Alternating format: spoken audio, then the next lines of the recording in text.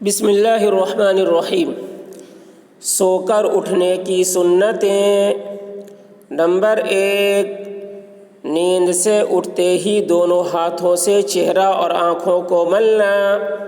Number 2، سو کر اٹھنے کی دعا، الحمدللہ الذی احیانا بعدما اماتنا والیہ النشور پڑھنا۔ نمبر 3، مسواک کرنا۔ تو یہ 3 سنتیں ہیں سو کر اٹھنے کی۔ نیند سے اٹھتے ہی دونوں ہاتھوں سے چہرے اور آنکھوں کو ملنا۔ سو کر اٹھے، دونوں ہاتھوں سے چہروں کو مل لیے اور آنکھوں کو مل لیے۔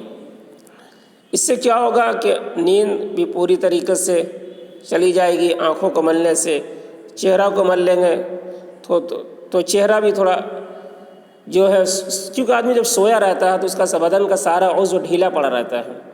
تھوڑا سا اگر اس طریقے سے چہرے پہ ہاتھ مل لیں گے تو جو نس ہے، خون جو ہے دوران گردش چلنے لگے گی تو چہرے پہ تھوڑا سا رونق آ جائے گا، اچھا لگنے لگے گا۔ پھر سو کر اٹھنے کی دعا ہے وہ پڑھنا ہے۔ پھر مسواک کرنا ہے، دانت صاف کرنا، مسواک کرنا۔ بیت الخلاء کی سنتیں۔ نمبر 1، سر ڈھانک کر جانا۔ نمبر 2، جوتا چپل پہن کر جانا۔ نمبر 3، دعا پڑھ کر اندر جانا۔ نمبر 4، پہلے بایاں پاؤں اندر رکھنا۔ نمبر 5، قبلے کی طرف نہ منہ کرنا اور نہ پیٹھ کرنا۔ نمبر 6، بالکل بات نہ کرنا۔ نمبر 7، کھڑے ہو کر پیشاب نہ کرنا۔ نمبر 8، بائیں ہاتھ سے استنجا کرنا۔ نمبر 9، استنجا کے بعد مٹی یا صابن وغیرہ سے اچھی طرح ہاتھ دھو لینا۔ نمبر 10، دائیں پاؤں سے باہر آنا۔ نمبر 11، باہر آنے کے بعد دعا پڑھنا۔ تو بیت الخلاء کی یہ 11 سنتیں ہیں۔ بیت الخلاء سر ڈھانک کر جانا چاہیے۔ سر ڈھانک کر جانے سے ایک فائدہ یہ بھی ہوتا ہے کہ فالج وغیرہ کی بیماری نہیں ہوتی ہے، تو اس وجہ سے بھی سر ڈھانک کر جانا چاہیے اور یہ سنت ہے۔ جوتا چپل پہن کر جانا چاہیے۔ جوتا چپل کچھ بھی پہن کر بیت الخلاء جانا چاہیے۔ پھر دعا پڑھ کر اندر جانا چاہیے۔ دعا باہر میں پڑھنا چاہیے، پھر اندر جانا چاہیے۔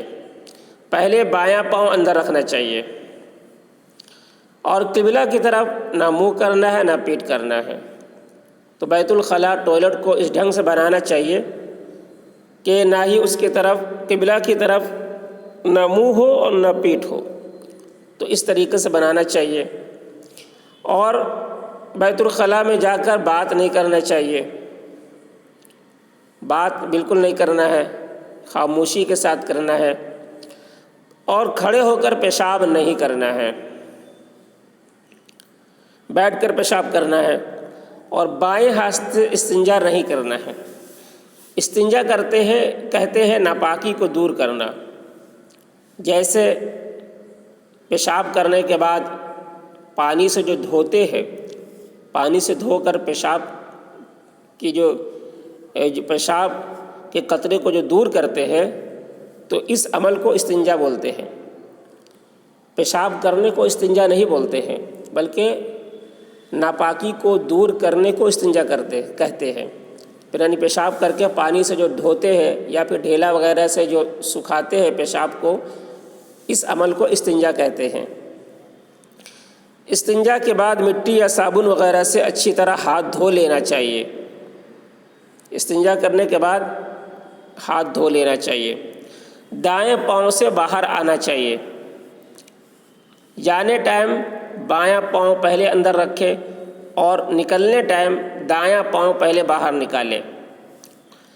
پھر باہر آنے کے بعد دعا پڑھنی چاہیے۔ بیت الخلاء سے نکلنے کی جو دعا ہے وہ دعا پڑھنی چاہیے۔